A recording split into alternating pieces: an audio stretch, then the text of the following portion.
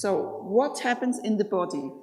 And first of all, we have already seen a bit of an explanation of the chakra Charlie here. And what you will see here, let's just stop this for a moment. This is the central nervous system, yeah?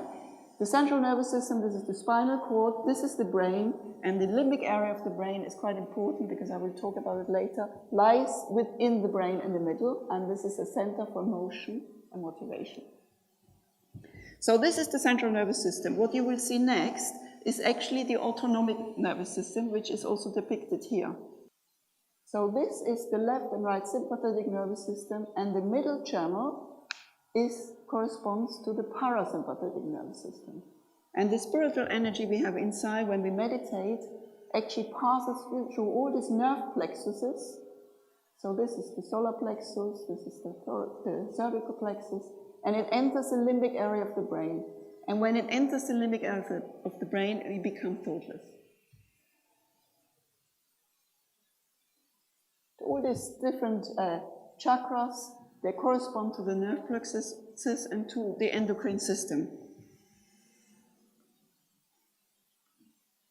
So, the sympathetic nervous system and the parasympathetic nervous system are very important, and they need to be in balance.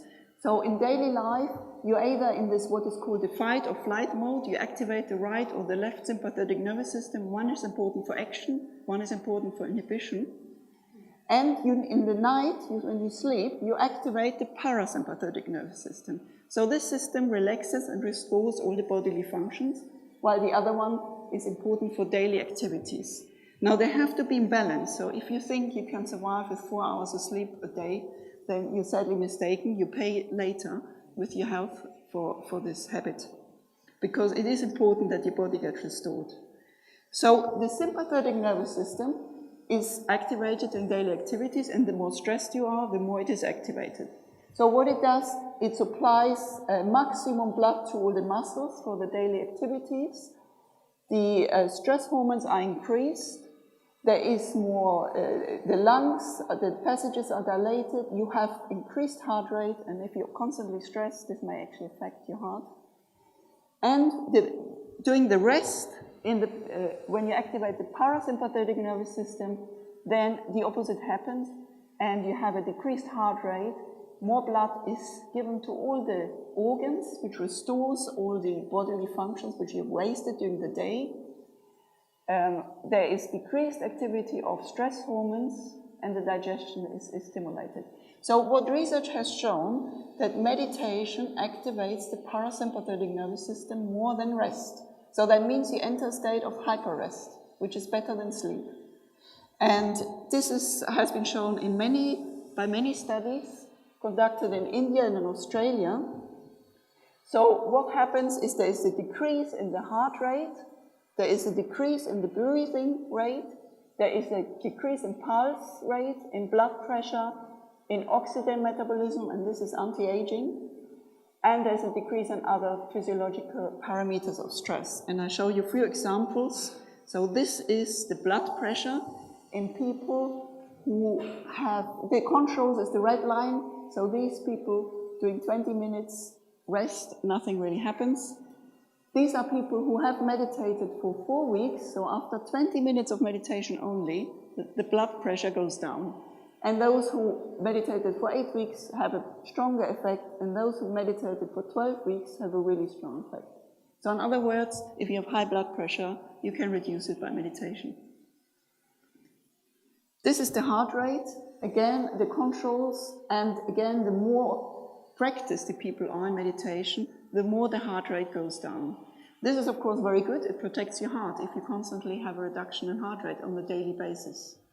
That's very good for you, and of course, all the other measures as well. This is a study by Dr. Chung from Philadelphia University, and she took people who had hypertension, and she gave them 1 week of intensive meditation. They had to meditate in a meditation hospital every day for, 8 hours or so. And the blood pressure, the high blood pressure went down significantly in the meditators, but not in the controls who were getting normal treatment in a normal hospital. So meditation is far better, and only after 1 week you can reduce your hypertension, which is quite impressive. So in conclusion, the state of mental silence reduces sympathetic activity, and what it means, it enhances the parasympathetic activity, which restores all your bodily functions and de-stresses the body. Now, another very curious phenomenon, which if you may have noticed if you meditated with us for a while, and if you knew, you will feel it at the end when we have the meditation. When you achieve the state of mental silence, you feel a cool breeze on the hands and on top of the fontanelle area. And the fontanelle is called fontanelle because it comes out like a fountain. So this cool breeze is described in the Bible, for example. It's called the cool breeze of the Holy Ghost. And the Holy Ghost, of course, means your own spiritual energy. And studies have actually shown that this isn't just something you imagine, because sometimes people say, when we ask you, do you feel cool breeze? You know, they think they have to say yes to please you, or they think you're sort of suggesting it, and that's why they feel it. This is not true. Studies have shown this is people during the rest period, and in the rest period, the temperature of the hand actually goes up a little bit. That's normal. But in meditation, the temperature goes down significantly. And this has been shown on the hands and on the top of the head. And some people, I feel it on the feet, for example. So I think it can also be on the feet. So, in conclusion, Sahaja Yoga meditation activates the parasympathetic nervous system, and this restores your bodily functions. Now, what about the brain?